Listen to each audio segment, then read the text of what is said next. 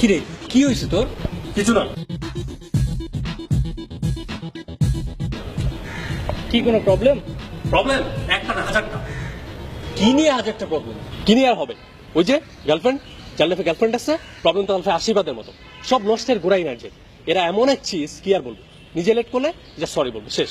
আর ছেলেরা লেট করলে মহাকাণ্ড, রিলেশন শেষ, তুমি একটা রেসপন্সিবল, ব্লা ব্লা ব্লা। আরে ভাই আমিও তো মানুষ, আমি কি সুপারম্যান নাকি? সারা জীবন বলবে জানো তোমাকে ছাড়া আমি বাঁচবো না, তুমি আমার সব, দুনিয়া উল্টাইলেও আমি উল্টাবো। যেই বাসায় ধরা খাবে সেই পোল্ট্রি। তখন আম্মু আমি কি ওই ছেলেকে চিনি?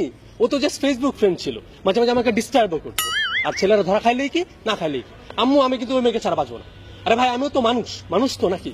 অ্যালার্ম ঘুরিত না যে তোর জন্য প্রত্যেকটা দিবস অ্যালার্ম দিয়ে রাখবো। আজকাল আবার ডের অভাব নাই, ফুল ডে, ভালোবাসা ডে, হাক ডে, চুমা ডে, আল ডে, জামা ডে, পাজামা ডে, কত ডে যে আছে। প্রত্যেক ডেতে ভাই চান যদি কোনোটা মিস হয় তখন বলবি তুমি একটা হারামি, আমার দিকে একদমই খেয়াল নেই। আরে ভাই আমিও তো মানুষ, মানুষ তো নাকি? অ্যালার্ম ঘুরিত না যে তোর জন্য প্রত্যেকটা দিবস অ্যালার্ম দিয়ে রাখবো। পৃথিবীর সব দায়িত্ব ছেড়ে ভালো পড়ো, ভালো জব করো, নইলে ভালো মেয়ে পাবা না। আরে ভাই ভালো মেয়ে কোথেকে পাবো? ভালো মেয়ে কি পৃথিবীতে আছে? আচ্ছা মানলাম হাজারটা খারাপের মধ্যে দুই একটা ভালো আছে, তার সাথে আমার বিয়ে হবে কেমনে? আমি কি ভালো জব করি? আমার কি টাকা আছে? নাকি মানুষ কেমন সেটা বিবেচনা করে? বিয়ে তো তাকেই করবে যে আর্নিং ভালো।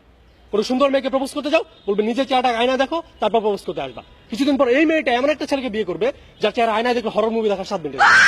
এই জন্য মেয়ে মানুষ হওয়া উচিত ছিল ডিস্টার্বিং এনিম্যাল। সারাদিন ফোন করে ডিস্টার্ব করবে, তাছাড়া আর কি করবে? তার তো কোনো কাজকর্ম নাই। সারাদিন স্টার জলসা দেখবে, পরকে শিখবে, বাড়ির রং শিখবে, আর সামনের মাথায় কাঁঠাল ভাঙবে। মেয়েদের হাজারটা প্রবলেম বয়ফ্রেন্ড ছাড়া সলভ হয় না। আর যেহেতু বয়ফ্রেন্ড আছে, প্রবলেম শেষ নেই। জানু আমার নেল পালিশের রং ভালো হয়নি, জানু আমাকে পিঁপড়ায় কামড়াইছে। আর ভাই তুই কেন বুঝিস না তোর সব রঙটা আমার ভালো লাগে না? আমার তো কাজ আছে, নাকি সারাদিন তোর মতো ফেসবুক চালার ময়দা মাখি? ডেলি রেস্টুরেন্টে নাও, ঘুরতে বের হও। একদিন যদি ওপেন পার্কে বসি তাহলে ছেলে ফকির নেই।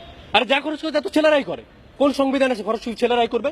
তুমি যদি আমাকে ভালোই বাসো তাহলে 50-50 আসো। তারপর দেখো তোমাকে আমি হোটেল সালা দিয়ে নাকি রেডিশনে নিয়ে যাই। কোথাও যেতে হলে 3 ঘন্টা মেকআপ মাখবে। আর ভাই সব ছেলে তো ময়দা পছন্দ করে, এই জিনিসটা কেন তোদের মাথায় ঢুকে না? আর ময়দা মাখতে লাগে 3 ঘন্টা, কোন অনুষ্ঠানে যাবো 3টায়, যেতে হয় 6টায়। আচ্ছা মানলাম মেকআপ করতে তো 3 ঘন্টা লাগে, তাই তুই 12টা থেকে করলে পারতি। আর করছিস তো করছিস, বৃষ্টি দেখলে দৌড় মারস কেন?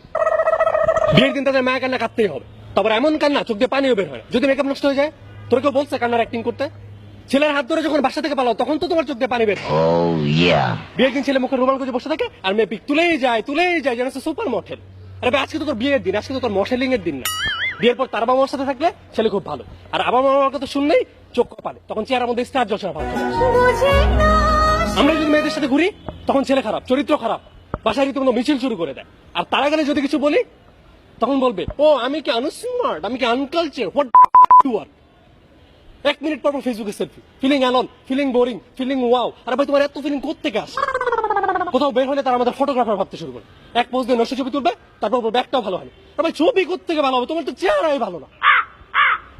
পেঁচার মতো চেহারা নিয়ে কখনো ভালো ছবি আসে? ময়দা মাখলে যে চেহারা মানচিত্র চেঞ্জ হয় না, এই জিনিসটা তাদের মাথায় ঢুকবে যত সব। মেয়েরাই তো খারাপ, ছেলেরাও কিন্তু ধোয়া তুলসী পাতা না। এই নে পানি খা। দেখ পাকনামি করতে আসবি না, ছেলেরা মেয়েদের থেকে 1000 গুণ ভালো। আর যদি কোনো মেয়ে দ্বিমত পোষণ করে তাহলে অ্যান্সার দিক, লজিক্যাল হলে অ্যাকসেপ্ট করে নিব।